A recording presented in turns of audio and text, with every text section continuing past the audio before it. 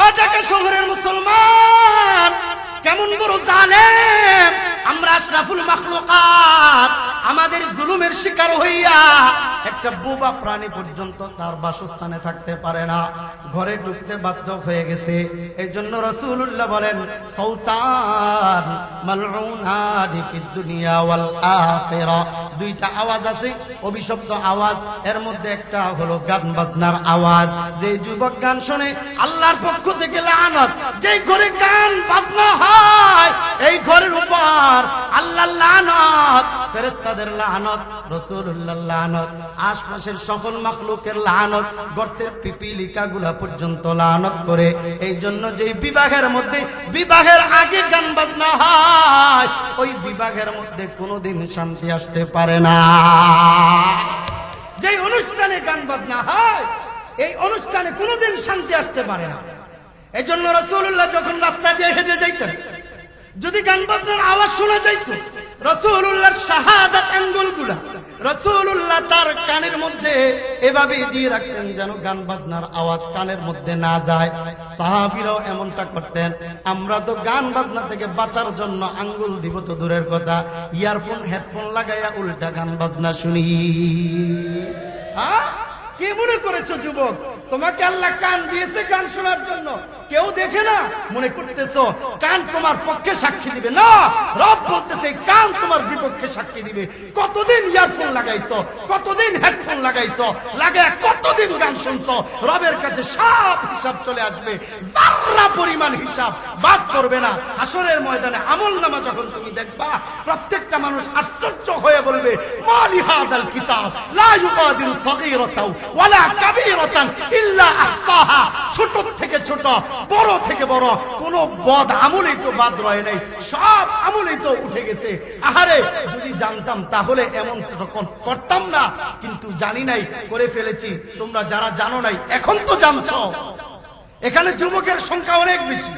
তোমাদের হাতে ধরি, পায়ে ধরি, গান শোনা যাবে না।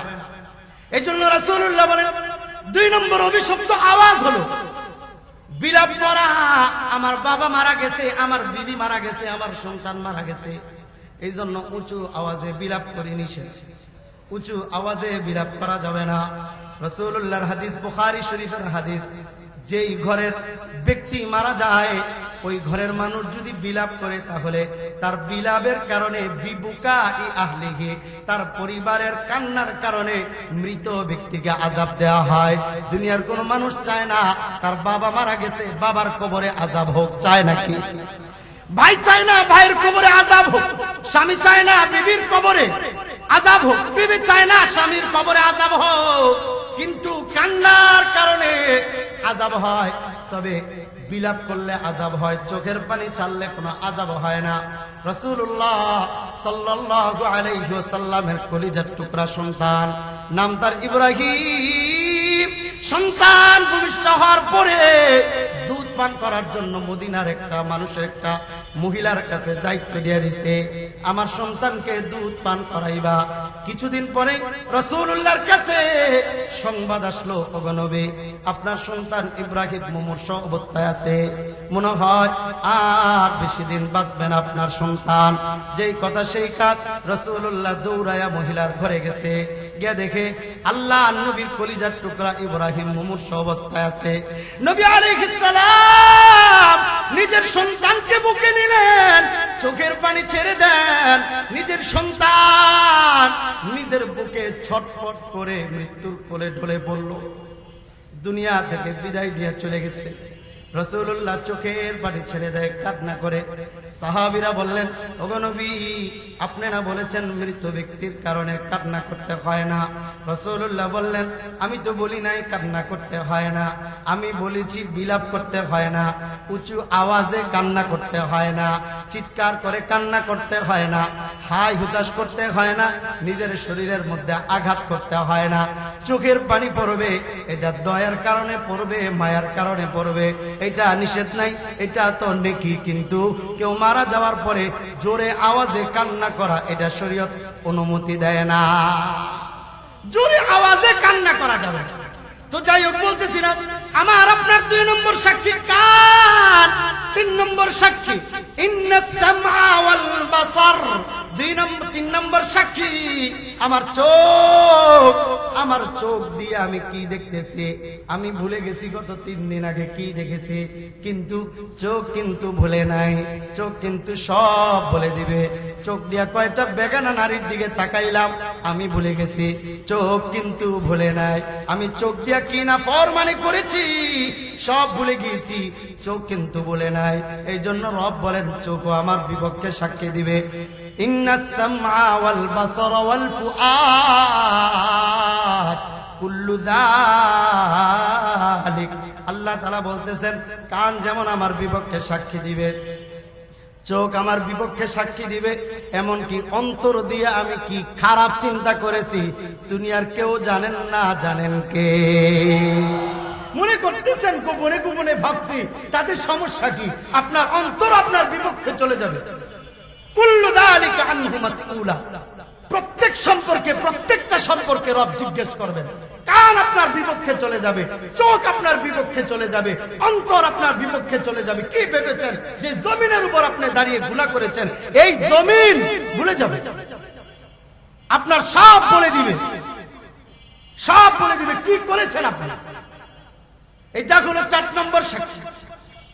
5 নম্বর সাক্ষী হলো এই যে আমার 2 কাঁধ, কিরামান কাতিবিন ইয়ালামুনা মা তাফআলুন। আমার কি করতেছি, আমার 2 কাঁধের মধ্যে কিরামান কাতিবিন ফেরেশতারা লিখে রাখতেছে আমি কি করতেছি সব লিখতেছে। মা ইয়ালফিযু মিন কাওলিন ইল্লা লাদাইহি রাকীবুন আতীদ। কয়টা কথা কয়দিন বললাম সব বলে দিবে। একটা বিষয়ে ভাববেন কত কথা আপনি বলেছেন, আপনি ভুলে যাবেন, কিন্তু কিরামান কাতিবিন বলবে না। তাদের এক একটা খাতার দৈর্ঘ্য হবে আমার দৃষ্টির শেষ সীমানা যেই পর্যন্ত, এক একটা খাতার দৈর্ঘ্য তত বড় হবে। সব লিখে দিবে, সব লিখে দিবে, জাররা থেকে জাররা কোনো কিছুই বাদ পড়বে না। ইয়াউমা ইদিন তুহাদ্দিতু আখবারাহা বিআন্না রাব্বাকা আওহা লাহা ইয়াউমা ইদি ইয়াসদুরুন নাসু আশতাতাল লিরাউ আমালাহুম ফামান ইয়ামাল মিসকালা যাররাতিন খায়রান ইয়ারা ওয়া মান ইয়ামাল মিসকালা যাররাতিন শাররান ইয়ারা। মুসলমান, জাররা থেকে জাররা, জাররাটা বোঝানোর জন্য যদি মেসাল দেই, সূর্যের কিরণ যখন ঘরের ছোট ছিদ্র দিয়া ঘরের মধ্যে ঢুকে, জানালার ছিদ্র দিয়ে ঢুকে সূর্যের আলো, আলোর মধ্যে দেখবেন কিছু বালি কণা উঠতে থাকে, দেখা যায় না? ওই বালি কণাগুলা কি ধরা যায় নাকি? ধরা যায় না, দেখা যায়। যদি আপনি ধরেন দেখবেন কিছুই নাই, ওই জায়গায় ধরা যায় না, কিন্তু দেখা যায়। ওই যে বালিকণা দেখা যায়, এক একটা বালিকণা এক একটা জাররা। আপনি কি আমল করেছেন কি নাফরমানি করেছেন, জাররা পরিমাণ কোনো কিছু বাদ পড়বে না, সব কিছু লিখে রাখতেছে। এটা হলো আমার আপনার 5 নম্বর সাক্ষী। 6 নম্বর সাক্ষী আল ইয়াউমা নাখতিমু আলা আফওয়াহিহিম। আমার জবান বন্ধ হয়ে যাবে। আমার জবান যখন বন্ধ হয়ে যাবে, ওয়া তুকাল্লিমুনা আইদিহিম, হাত দিয়া কত নাফরমানি করেছি সব হাত বলে দিবে। ভাবছেন হাত বলবে না? না না না, হাত আপনার কথায় চলবে না, দুনিয়াতে আপনার কথায় চলে। কারণ দুনিয়াতে ক্ষণস্থায়ী জিন্দেগির জন্য আল্লাহ তাআলা আপনাকে হাতের মালিক বানাইছেন, কিন্তু হাসরের ময়দানে প্রকৃত হাতের মালিক যিনি, তার কথায় কথা বলবে, সব বলে দিবে। আপনি এই হাত দ্বারা কি করেছেন? ওজনে কম দিয়েছেন, মাপে কম দিয়েছেন, সুদ ঘুষ আপনি গ্রহণ করেছেন, হ্যাঁ, সব বলে দিবে। এই জন্য রাসূলুল্লাহর হাদিস, قال رسول الله صلى الله عليه وسلم اجتنبوا السبع الموبقات। ধ্বংসাত্মক 7টা বিষয় থেকে তোমরা বেঁচে থাকো। এর মধ্যে রাসূলুল্লাহ সাল্লাল্লাহু আলাইহি ওয়াসাল্লাম বলতেছেন, এর মধ্যে একটা হলো আকলুর রিবা, সুদ গ্রহণ করা, সুদ গ্রহণ করা। অপর একটা হাদিসের মধ্যে আসছে লাআনা রাসূলুল্লাহ সাল্লাল্লাহু আলাইহি ওয়াসাল্লাম আকিলার রিবা ওয়া মুকিলাহু, যে ব্যক্তি সুদ গ্রহণ করে এবং যে ব্যক্তি সুদ দেয় সকলের জন্য আল্লাহর নবীর পক্ষ থেকে লানত। সুদ গ্রহণ করে দেখা যায় অনেক টাকা ব্যাংক থেকে লোন নিলাম, ব্যবসাটা প্রশস্ত করব, বড় করব, 5 লাখ টাকা হয় না, ব্যাংক থেকে আরো 10 লাখ টাকার ঋণ নিয়ে আমার ব্যবসাটাকে 15 লাখ টাকার বড় করব, বড় একটা ব্যবসায়িক প্রতিষ্ঠান করব। ঘুরে ফিরে দেখা যায় রবের কথাই ঠিক, ইয়ামহাকুল্লাহু রিবা ওয়া ইউরবিস সাদাকাত, ঘুষ লোন এগুলার মাধ্যমে দেখা যায় যে অনেক টাকা হয়েছে, কিন্তু বাস্তবতা হলো এগুলো আপনার জীবন শেষ করে দেয়। দিন শেষে দেখবেন কিছু নাই, দেউলিয়া হয়ে যায়। কারণ হারামে কোনোদিন আরাম আসেনি। হারামে আরাম আছে? আপনি 5,000 টাকার মালিক, 5,000 টাকা দিয়ে আপনি হালাল ভাবে ব্যবসা করেন, আল্লাহ আপনার ব্যবসায় বরকত দিবেন। আপনি যদি 5 লাখ টাকা থাকে হারাম পন্থায় চলে যান, 5 কোটি টাকা হলেও এই টাকা আপনাকে শান্তি দিবে না, এই টাকা আপনাকে অশান্তিতে নিয়ে যাবে। কারণ হলো অনেক টাকা পয়সার মালিক। হাজী সেলিম টাকা পয়সার কি অভাব কম ছিল? কম টাকার মালিক, মানুষের কম জায়গা দখল করেছে, মানুষের কম বাড়ি দখল করেছে, সব কিছু দখল করেছে। টাকার অভাব নাই, ধন সম্পদের অভাব নাই, রাজত্বের অভাব নাই, দাপটের অভাব ছিল না। কিন্তু আজকে মানুষ তাকে খুঁজেও পাওয়া যায় না, মানুষ তাকে খুঁজে পায় না। সব তো ছিল, তার সম্পদ তাকে তার অথপথনে নিয়ে গেছে, তার সম্পদ তাকে নষ্ট করে দিয়েছে, তার সম্পদ তাকে লাঞ্ছনার দিকে নিয়ে গিয়েছে। কিন্তু একটা মসজিদের ইমাম যতটুকু সম্পদ আছে হালাল পন্থায় ব্যবসা করে যারা যতটুকু তারা ব্যবসা করে আইও সম্মানের সাথে আছে, এখনো তারা সম্মানের সাথে আছে। এই জন্য অল্প টাকা যদি হালাল হয় এটার মধ্যে বরকত আছে। শুধু যে সুদ দেয় তার গুনাহ এমন না, যে সুদ দেয় তারও একই গুনাহ। এই সুদ আদান প্রদানের ক্ষেত্রে যে সাক্ষী থাকে তারও একই গুনাহ, একই গুনাহ। যে সুদ দিবে তারও যে গুনাহ, সুদ যে নিবে তারও একই গুনাহ, যে সুদ দাতা এবং গ্রহীতার মাঝে সাক্ষী থাকবে তারও একই গুনাহ, এবং এটার জন্য যে লিখবে তারও একই গুনাহ। সুদের সর্বনিম্ন শাস্তি হলো নিজের মার সাথে জিনা করলে যে গুনাহ, ওই গুনাহ। নাউযুবিল্লাহ। 1000 কোটি টাকা যদি আপনাকে দেয়া হয়, মার সাথে জিনা করেন, কেউ কি এই কথাটা শুনবে? করা তো দূরের কথা, এই কথাটা শুনতেই তো ঘৃণা লাগবে। আপনি ভাবতেছেন এখন সুদের লেনদেন করে পরবর্তীতে তওবা তিল্লা করে আল্লাহর ঘর জিয়ারত করে বড় আল্লাহর ওলি হয়ে যাব, সেই পর্যন্ত যে সময় পাবেন আপনাকে নিশ্চয়তা কে দিচ্ছে? পর্যন্ত যে সময় পাবেন নিশ্চয়তা কে দিচ্ছে? এই জন্য আব্দুল্লাহ ইবনে ওমর রাদিয়াল্লাহু তাআলা আনহুমা বলেন, ইদা আসবাহতা ফালা তুহাদ্দিস নাফসাকা বিল মাসা। যখন তোমার সকাল পাও, আল্লাহর পক্ষ থেকে একটা সকাল পাও, তখন এই কথা বইলো না যে সন্ধ্যা বেলায় এই কাজটা করব, কারণ তুমি জানো না সন্ধ্যা বেলা পর্যন্ত তুমি বেঁচে থাকো কিনা। ওয়া ইদা আমসাইতা ফালা তুহাদ্দিস নাফসাকা বিস সাবাহ। আর যখন তুমি আল্লাহর পক্ষ থেকে কোন সন্ধ্যা পর্যন্ত বেঁচে থাকো, তখন বইলো না সকালবেলা কাজটা করব, কারণ বান্দা ফা ইন্নাকা লা তাদরি ইয়া আবদাল্লাহ মাসমুকা গাদা। কারণ আমি আপনি জানি না আগামী কালকে আমার নামটা কি নাম থাকবে না আমার নামটা লাশ হয়ে যাবে। আব্দুল্লাহ ইবনে ওমর রাদিয়াল্লাহু তাআলা আনহুমা বলেন, আগামী কালকে আমার নাম কি হবে এটা আমি জানি।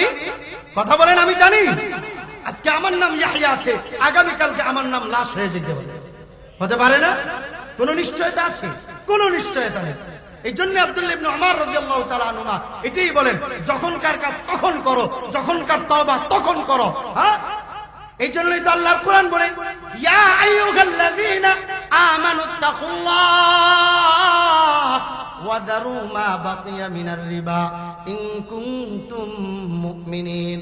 সুদ ঘুষ খাওয়া ছেড়ে দাও, সুদ ঘুষ খাওয়া ছেড়ে দাও, সুদ ঘুষ খাওয়া ছেড়ে দাও যদি তুমি মুমিন হয়ে থাকো। আর যদি তুমি মুমিন না হও, যেমন চায় তা করো। কারণ সুদ ঘুষ মানুষের সম্মান বাড়ায় না, সম্মান কমায়। পুলিশ ভাইরা যে আগে সুদ ঘুষ খাইতো, কম খাইতো, কদমতলী চত্বরে খাইতো, আমার মিটফুড হসপিটালের সামনে খাইতো, কদম কোতোয়ালি মোড়ে খাইতো, বংশাল মোড়ে খাইতো, গুলিস্তান মোড়ে খাইতো, মোড়ে মোড়ে পুলিশদের খানার আড্ডা খানা। হ্যাঁ কই এখন আসেনি? এখন আছে? কই গেল খানা? সব খানা শেষ হয়ে গেছে, এখন সবাই ফেরেশতা হয়ে গেছে মাশাআল্লাহ। অবস্থার পরিবর্তনে আমার আপনারও পরিবর্তন হবে। এখন এক পরিবর্তন, দুইটা চোখ যখন বন্ধ হয়ে যাবে তখন আমার পরিবর্তন, এই যে অবস্থান পরিবর্তনে আমার সম্মানের মধ্যেও কিছুটা ব্যাঘাত ঘটবে যদি আমি মুমিন না হয়ে থাকি। দুনিয়াতে আমার সম্মান আছে, চোখ বন্ধ হয়ে গেলে 2 পয়সার দাম আমার, 2 পয়সার দাম আমার। এই জন্য রাসূলুল্লাহ সাল্লাল্লাহু আলাইহি ওয়াসাল্লাম বাজারে যখন যাইতেন তখন দেখতেন সুদি লেনদেন কেউ করে কিনা। রাসূলুল্লাহ খবর নিতেন, আমিরে মুআবিয়া খবর নিতেন। এমনকি রাসূলুল্লাহ সাল্লাল্লাহু আলাইহি ওয়াসাল্লাম যখন বাজারে যাইতেন, হাদিসের মধ্যে আসছে ফাসাওয়ামানা রাসূলুল্লাহ সাল্লাল্লাহু আলাইহি ওয়াসাল্লাম, রাসূল বাজারে গেছেন একটা সেরওয়াল কেনার জন্য, একটা পায়জামা কেনার জন্য রাসূলুল্লাহ বাজারে গেছেন। হাদিসের মধ্যে আসছে যে জায়গায় রাসূলুল্লাহ গেছেন ওই জায়গায় আরেকটা দোকানদার, ওই দোকানদার তার পণ্য বিক্রি করার জন্য তার কাছে একজন ওয়াজ্জান রাখছে।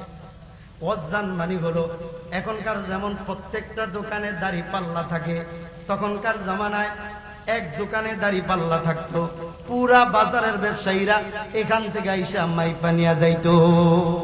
এখনো আমাদের আছে না যারা রাস্তাঘাটে ব্যবসা করে, হয়তোবা তাদের কাছে দাড়ি পাল্লায় মাপ দেওয়ার কিছু নাই, এখনো না ডিজিটাল মেশিন বাইরে। হ্যাঁ কি করতো যে আচ্ছা ভাই দাঁড়ান, আপনি কয় কেজি, 5 কেজি আলু আমি এক জায়গা থেকে মাপ দিয়ে নিয়ে আসি, এমনটা হইতো না? তো তখনকার দোকানগুলোতে একজন লোক রাখতো যে মেপে মেপে দিত। তো রাসূলুল্লাহ সাল্লাল্লাহু আলাইহি ওয়াসাল্লাম পায়জামা কিনতে গেছেন, কিনতে গিয়া দেখলেন ওখানে একজন ওজনদার ছিল যে ওজন দিত। তো এই ওজনটা আবার টাকার বিনিময়ে দিত। তখন রাসূল সাল্লাল্লাহু আলাইহি ওয়াসাল্লাম বলেন, ফাকালান নবী সাল্লাল্লাহু আলাইহি ওয়াসাল্লাম ইয়া ওয়াজ্জান জিদনি, এই ওজনদার ওয়ালা শোনো, তুমি ওজনটা পরিপূর্ণভাবে দিও, পরিপূর্ণভাবে দিও। ওজন দেওয়ার সাথে সাথে পারলে ওয়া আরজিহ, একটু বাড়াইয়া দিও। দিবা তো দেওয়ার লগে লগে একটু বাড়াইয়া দিও।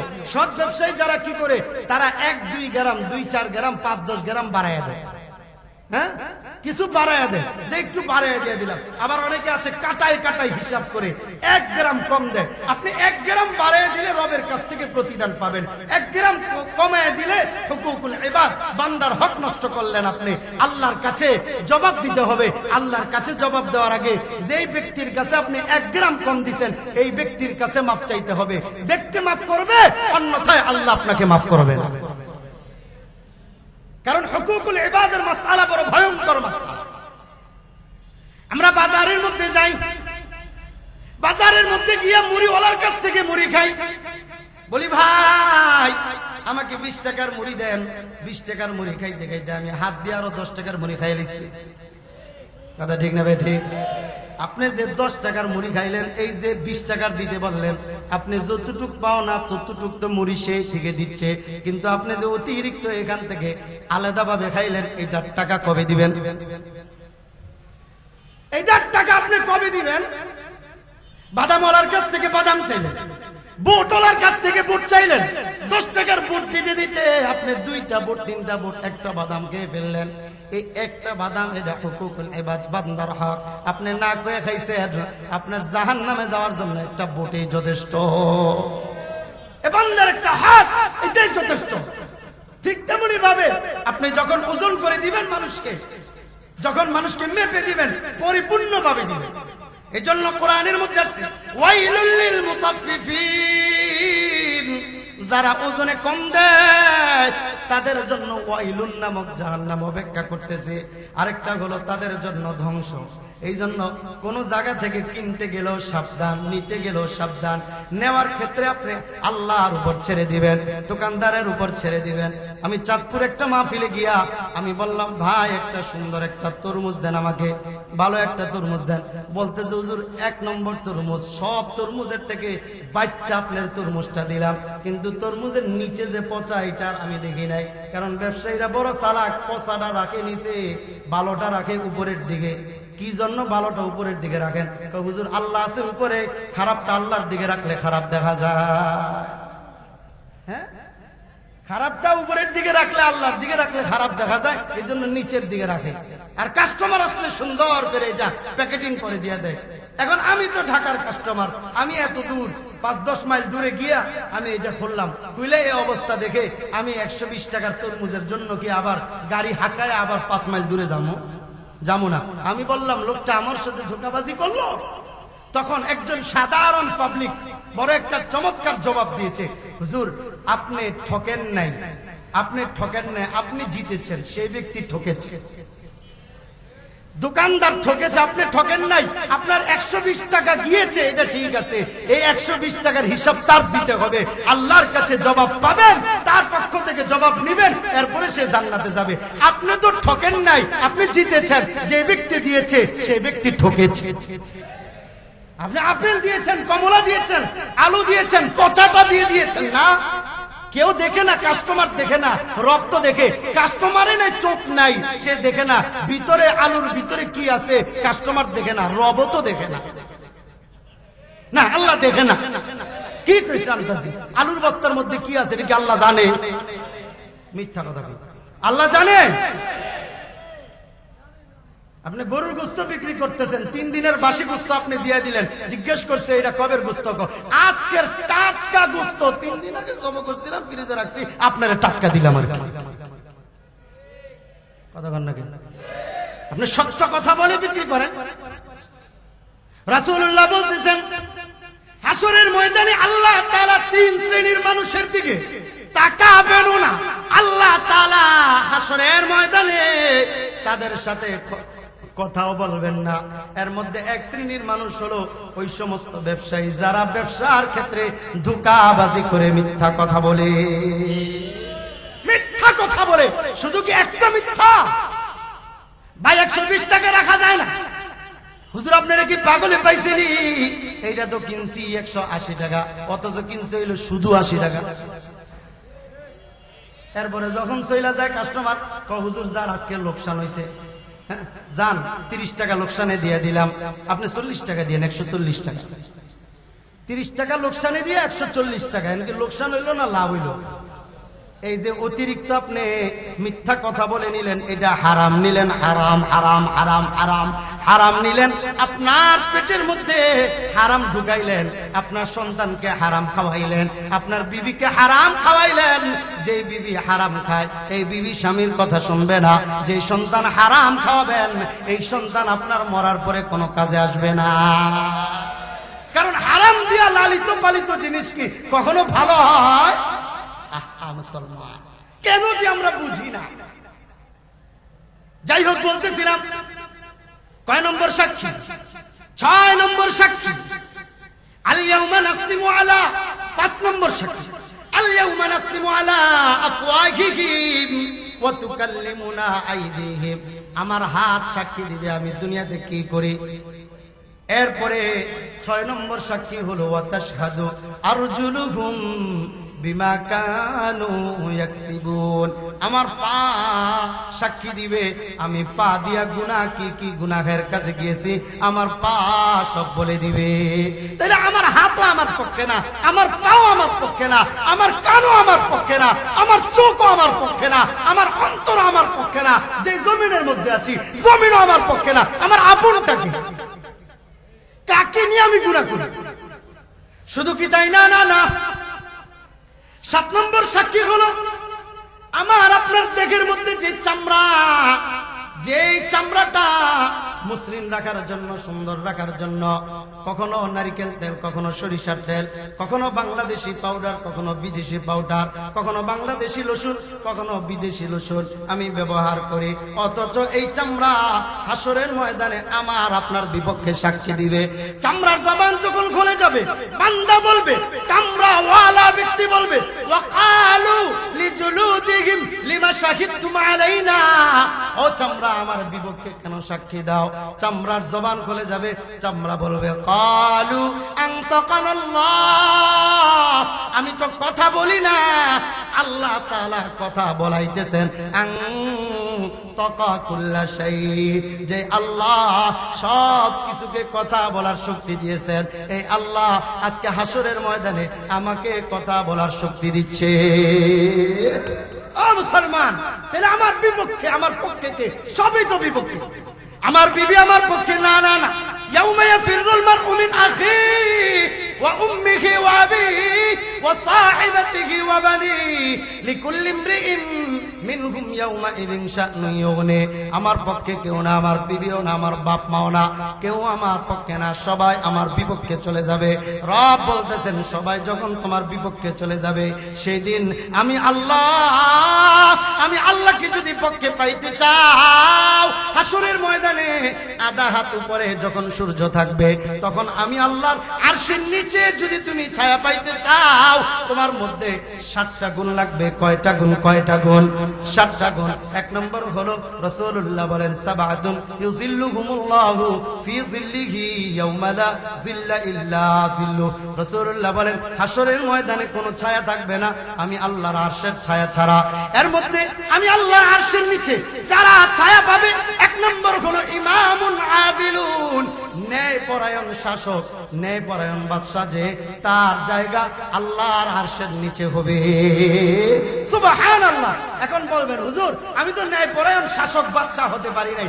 আমরা প্রত্যেকে বাদশা, আমার ঘরের বাদশা, আমার প্রতিষ্ঠানের বাদশা, আমি আমার দোকানের বাদশা, আমার কর্মচারী আছে, কর্মচারীর বাদশা আমি, আমার অধীনস্থ 10-20 জন আছে, 10-20 জনের বাদশা আমি। রাসূলুল্লাহ বলেছেন, আপনি যদি আপনার পরিবারের মধ্যে ইনসাফ কায়েম করতে না পারেন, কর্মচারীদের মাঝে যদি ইনসাফ কায়েম করতে পারেন, আপনি যেই সেক্টরে আছেন সেই সেক্টরের কর্মচারীদের মাঝে যদি ইনসাফ কায়েম করতে না পারেন, তাহলে রব্বুল আলামিনের আরশের নিচে আপনার ছায়া হবে না, আপনার ছায়া হবে না। এই জন্য রাসূলুল্লাহ সাল্লাল্লাহু আলাইহি ওয়াসাল্লামের 10 বছরের খাদেম আনাস ইবনে মালিক রাদিয়াল্লাহু তাআলা আনহু থেকে বর্ণিত, উনি বলেন, রাসূলুল্লাহর 10 বছর খেদমত করেছি, রাসূলুল্লাহ আমাকে কখনো গালি দেয় নাই, গালি তো দিবে দূরের কথা, রাসূল আমার দিকে চোখ রাঙ্গায়া একবারের জন্য তাকায় নাই। সুবহানাল্লাহ। আম্মা জান আয়েশা রাদিয়াল্লাহু তাআলা আনহাকে রাসূলের আখলাক সম্পর্কে জিজ্ঞেস করা হয়েছে। আম্মা জান আয়েশা বলে, লাম ইয়াকুনিন নাবিয়্যু সাল্লাল্লাহু আলাইহি ওয়াসাল্লাম ফাহিশা ওয়ালা মুতাফাহিশা। রাসূলুল্লাহ কখনো গালি দিতেন না, অশ্লীল কথা বলতেন না, গালি দিতেন না, অশ্লীল কথা বলতেন না। আর আমরা কথায় কথায় তোর মায়ের বাপ না কইলে আমাদের পেটের ভাত হজম হয় না। কথা বলেন না কেন? এটা হলো আমাদের পুরান ঢাকার একটা অভ্যাস। আমরা গালি দিতে পারলে আমাদের ভালো লাগে, অথচ রাসূলুল্লাহর হাদিস, রাসূলুল্লাহ কখনো কাউকে গালি দিতেন না। ওয়ালা সাখাবান ফিল আসওয়াক, রাসূলুল্লাহ জোরে আওয়াজে কখনো বাজারের মধ্যে কথা বলতেন না। গালির মার্কেট হইল আমাদের সোয়ারিঘাট সদরঘাটের মধ্যে, এই জন্য গালি রাসূলুল্লাহ কখনো দিতেন না, আমরাও কখনো গালি দিব না।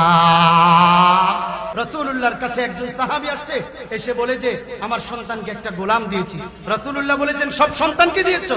না, আমার এক সন্তানকে দিয়েছি।